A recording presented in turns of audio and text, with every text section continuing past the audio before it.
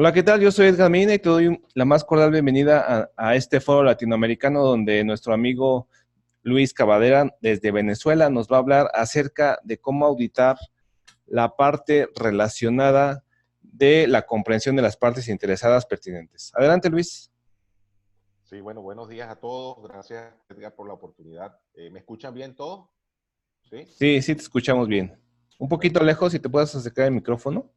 Sí, bueno, hoy quiero compartir con ustedes lo que es esta idea de cómo podemos auditar este tema de la comprensión de las partes interesadas y sus necesidades.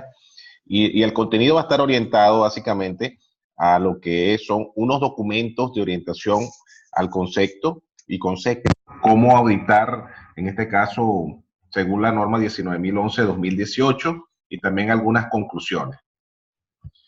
Eh, Voy a estar pendiente del tiempo para que ustedes me indiquen cómo voy, ¿no?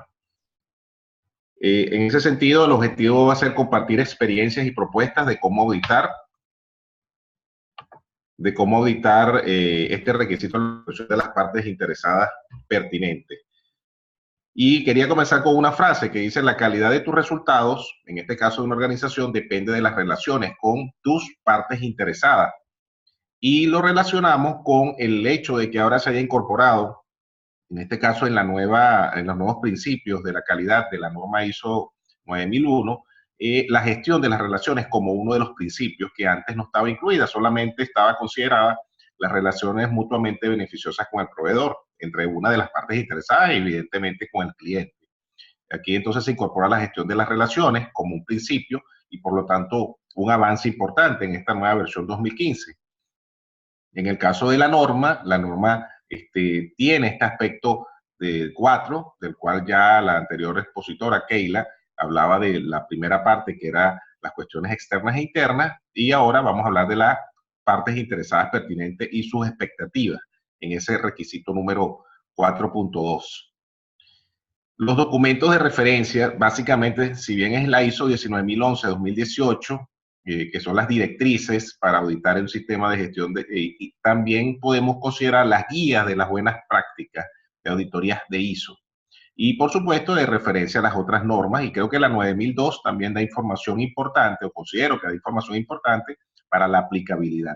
Otra que también vale la pena tomar en cuenta es la 9004-2018 como una norma de referencia en relación a, en un momento dado, como oportunidades de mejora que pudiéramos como auditores sugerir, evaluar lo que está planteado en esta norma para evolucionar más allá de lo que simplemente está planteado como base en la 9001.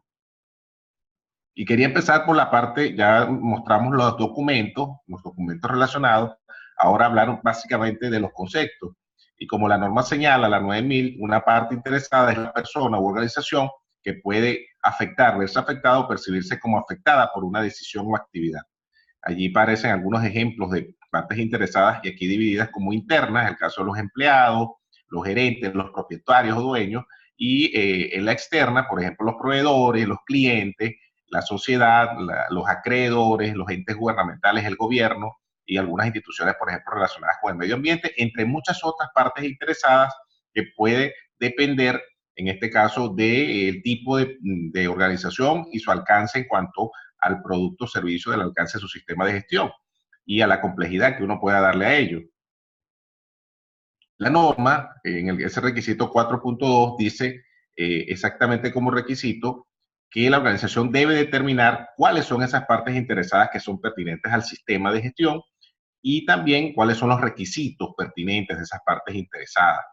¿Por qué he empezado por esta parte? Para entender que el auditor se va a centrar en esto, en ubicar esa determinación primeramente y luego en cómo la organización realiza el seguimiento y la revisión. Y creo que esos son los tres verbos determinantes que como auditor debemos tratar de ubicar, o mejor dicho, identificar como hallazgos si se está realizando dentro del sistema de gestión que estamos auditando. Así que por eso están señalados en color rojo. Y allí en la norma, por supuesto que también está en la 9000 unos conceptos, el de determinación, el de seguimiento y el de revisión, y que es bueno como auditor que los tengamos claros. Entonces lo dejamos allí como parte de este trabajo de comentar que para auditar debemos tener claro todos los conceptos que están relacionados allí. Ahora, empezando ya en lo que es el contenido de lo que hoy queremos hablar, o sea, cómo auditar. Y quería iniciar con estos tres aspectos fundamentales. O sea, ¿de qué depende ese cómo auditar? Primero, de los objetivos de la auditoría.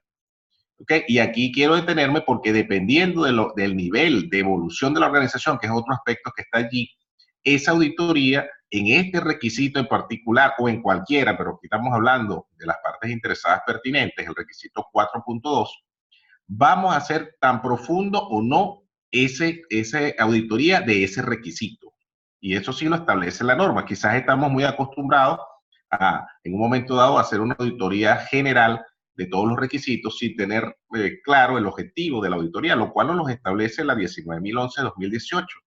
El gestor del programa de auditoría va a establecer con el equipo auditor cuál es el objetivo y si nosotros queremos profundizar, por ejemplo, en los riesgos y oportunidades y en el contexto, evidentemente la programación o la planificación del tiempo que le dedicamos a una auditoría va a hacer más énfasis en ello y también en qué exactamente ubicar.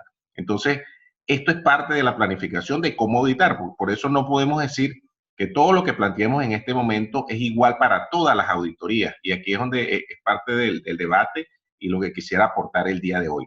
También depende, por supuesto, del nivel de competencias del auditor, porque si bien el auditor debe conocer, como lo dice la 19.011-2018, el contexto de esa empresa, esa organización que estamos auditando, esa organización va a requerir, por supuesto, que conozcamos, dependiendo del sector o del área, la conozcamos mejor. Entonces, eso tiene que ver con las competencias en el tema del sector que estamos auditando o de la empresa, pero también de las metodologías o métodos de cómo auditar, pero también de cómo se le puede dar respuesta a este requisito en particular. Entonces, este es uno de los aportes que quería hacer el día de hoy. Y también la técnica. Y quizás en este requisito más es las entrevistas y las preguntas, cómo hagamos las preguntas, que nos va a permitir evidenciar los hallazgos, o sea, si hay conformidad o no conformidad con esa determinación, con ese seguimiento y esa revisión que nos pide en relación a este tema. Aquí simplemente un ejemplo de cómo pudiera ser para justamente tratar de ejemplificar que en un momento dado, como auditor, nosotros podemos iniciar con preguntas y que por supuesto esa es nuestra herramienta fundamental y decir cómo ustedes como organización determinan, en este caso, las partes interesadas pertinentes y sus necesidades o expectativas. Y es allí, a través de esa pregunta, que la organización, y aquí dependiendo de cómo se definió, si es la alta dirección, que evidentemente es la más relacionada con esto, va a explicarnos ese cómo, que es ese cómo que deben definir y nos van a explicar y deben existir algunos criterios. Entonces, cuando esta organización responda, también le podemos preguntar y cuáles son los criterios o cuáles fueron los criterios que se emplearon para determinar que una parte interesada era pertinente o no para el sistema. Entonces, también debería existir esos criterios. Y, por supuesto, cómo determinó esas necesidades o expectativas. Es decir, allí están unas preguntas, que es parte de lo que hoy estamos compartiendo, las preguntas desde el cómo determinamos cuáles fueron esos requisitos, o mejor dicho, cuáles fueron esos criterios, y por supuesto evidenciar esto, si bien es cierto que este requisito no pide que esté una información documentada establecida, evidentemente de forma verbal pueden explicarlo, podemos buscar otro tipo de evidencias, pero seguramente lo más seguro es que necesitemos ver algo de este tipo, como esto que está aquí, y hay muchas otras formas de presentarlo. Es decir, el cómo determina es una pregunta clave. El cuáles son esos criterios también es la otra pregunta que acabo de señalar. Y las otras vendrían ya a cuando ya se definió esto, es cómo se le hace ese seguimiento y revisión. Y esas serían las otras preguntas que estarían asociadas. Ojo, no se pretende con esto tener un ABC de cuáles son las preguntas, sino evidentemente cuáles son los elementos que vamos a buscar para que se evidencie pues que se está cumpliendo el requisito 4.2. Y por supuesto van a haber muchas formas de respuesta de esa alta dirección o de esas personas que están siendo auditadas y que va a depender de cómo declararon eso en su sistema de gestión. En el caso de seguimiento y revisión, puede verse a lo mejor a través de las minutas de revisión por la dirección, o las evidencias de la información o registros que dejen de la revisión por la dirección en cuanto a cómo determina, cómo le hacen el seguimiento a los cambios y la revisión del impacto de estas necesidades de las partes interesadas. Ejemplo, si una parte gubernamental cambió una legislación, incorporó una legislación nueva, o un proveedor ahora cambió algún requisito específico y es fundamental para la organización, para su servicio o su producto, cómo ello me puede afectar y entonces inmediatamente cómo lo puedo gestionar. Allí, evidentemente, al yo como organización decir que tengo que cumplir lo que está establecido en estos requisitos es porque entre los criterios debe demostrarse que me afecta a la calidad del producto o servicio. Entonces, de alguna manera, resumiendo, los tres elementos fundamentales que son determinar, hacer el seguimiento y la revisión son los que vamos a ubicar y son los que vamos a ubicar también si existe algún criterio y, por supuesto, la evidencia objetiva de cómo se gestiona estas partes interesadas. Ya para terminar y comentando algunos aspectos adicionales, el cómo auditar este requisito depende de los objetivos de la auditoría. Como lo dije inicialmente, dependiendo del nivel de profundidad que se quiere. Y no es lo mismo una organización que está iniciando a una organización que ya tiene varios años con la certificación o con el sistema de gestión. Es evidente que una organización con mucho más tiempo va a buscar que existan muchas mejoras. La mejora continua va a hacer que establezcan nuevos esquemas o nuevos métodos y mayor profundidad. Y eso hay que estar claro porque va a cambiar en la planificación del equipo auditor cómo se va a auditar este aspecto. Evidentemente tiene que ver con el nivel de documentación o el nivel de profundidad de cómo se documentó y se quiere dejar evidencia. Entonces, un poco para diferenciar que no partamos solo de lo básico, sobre todo de una empresa nueva, y que la norma si no dice que esté esto o no esté lo otro, evidentemente otra organización sí lo va a tener. También, por supuesto, eso tiene que ver con la evolución de la organización, pero entonces es importante el nivel de competencias del auditor desde el punto de vista de ese sector o ese tipo de producto o servicio de ese sector para que pueda aportar y dar valor agregado. Yo creo que aquí hay un debate interesante porque de alguna manera al uno preguntar a una alta dirección cómo determinan las partes interesadas y se va a conseguir allí que hay partes, quizás hay partes interesadas que ellos no están considerando y no la incorporaron en ningún momento en el análisis. Si uno conoce ese contexto de ese sector, podría entonces estar diciendo, bueno, se consideró este ente gubernamental o este requisito legal, por ejemplo. Entonces allí estaríamos evidenciando que posiblemente hay un hallazgo de no conformidad. Y por eso es importante el nivel de competencias del auditor.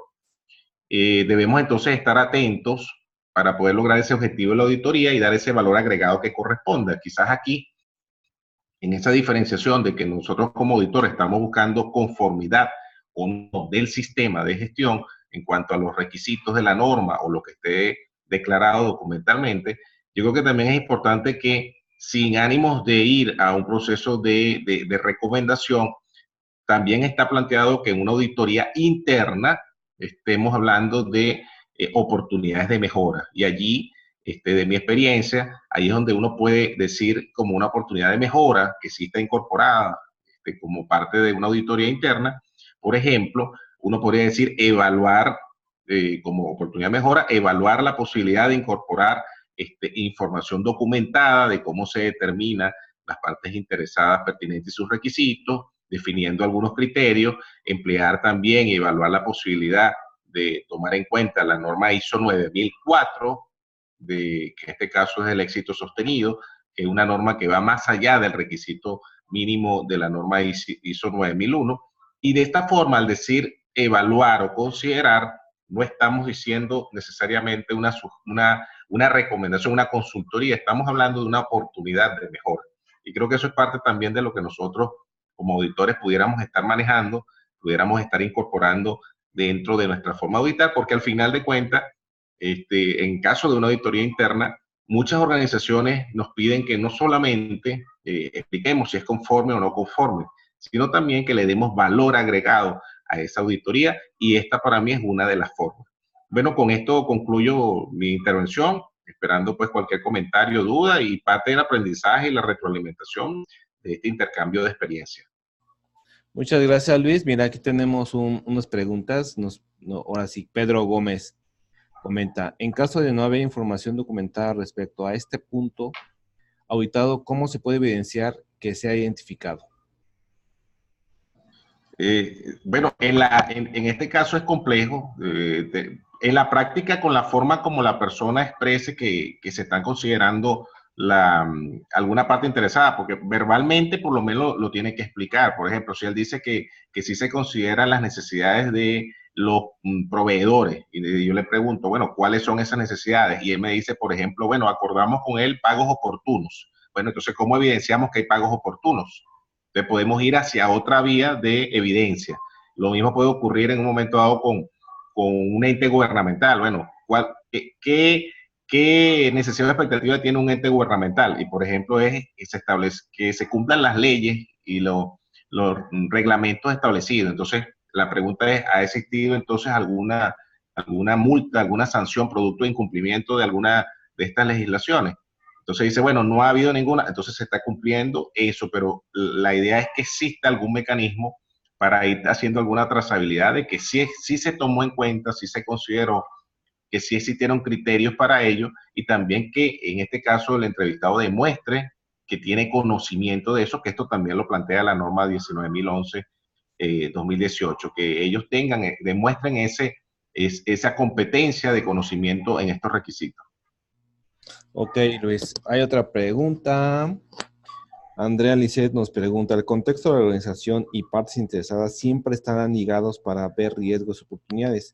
Es decir, cuando realice el contexto, tengo que tomar en cuenta mis partes interesadas para ver cómo afectan a mi organización. Es correcto, sí. Yo quería comentar acá algo que también es parte de esas reflexiones cuando vamos analizando los requisitos de la norma y vamos teniendo auditorías y consultorías.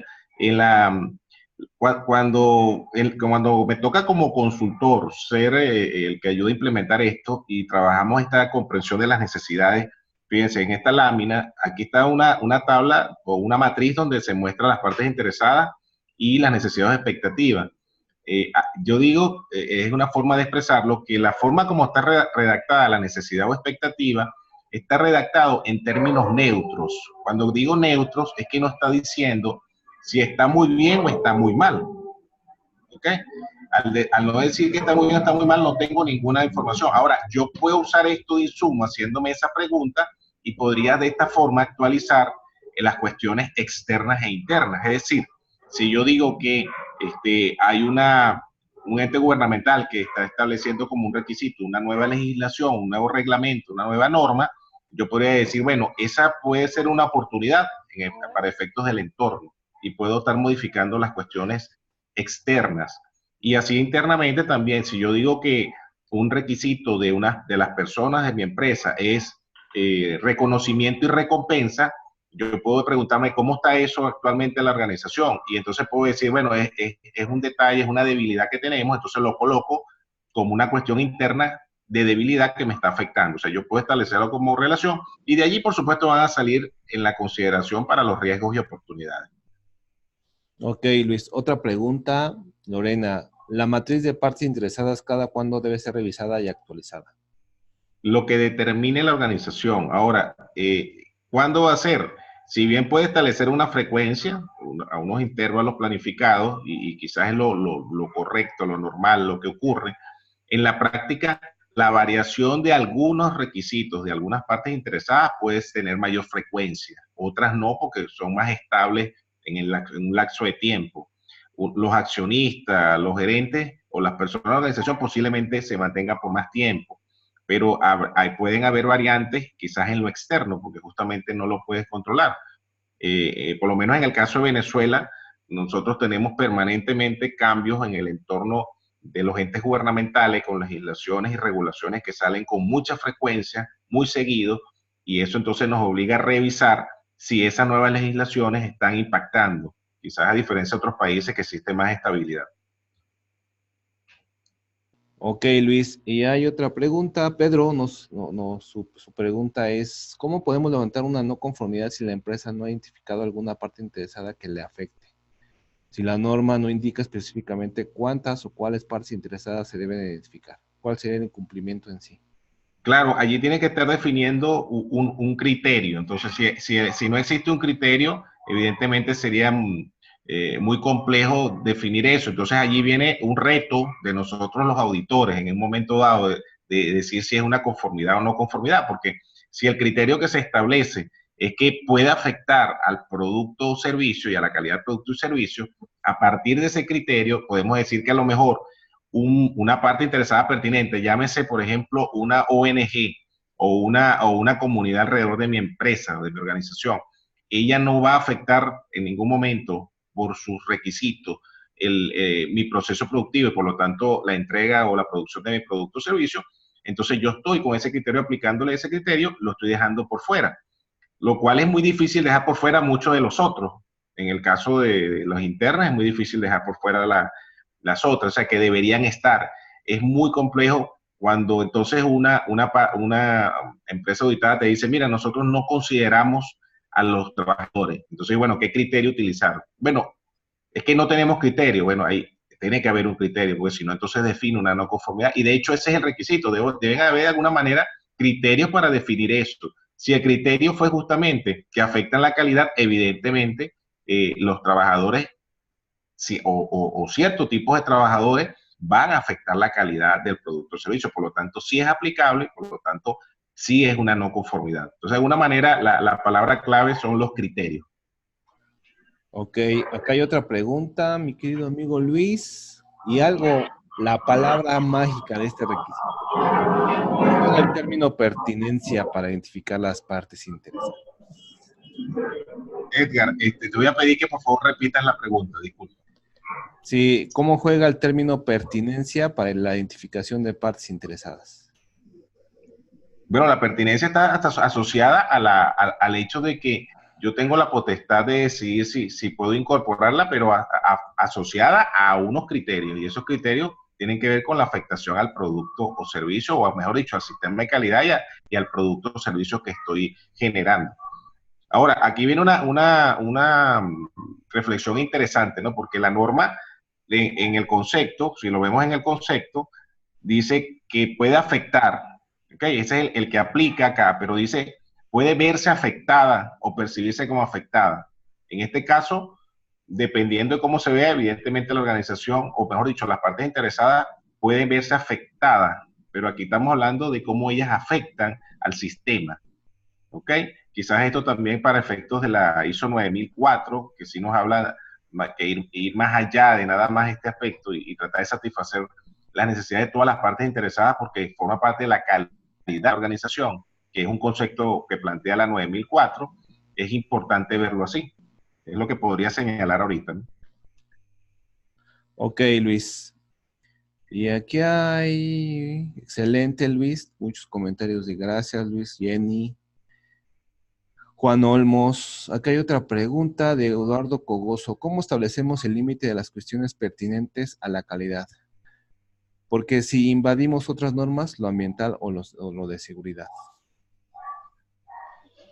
Bueno, los límites está establecido por los criterios.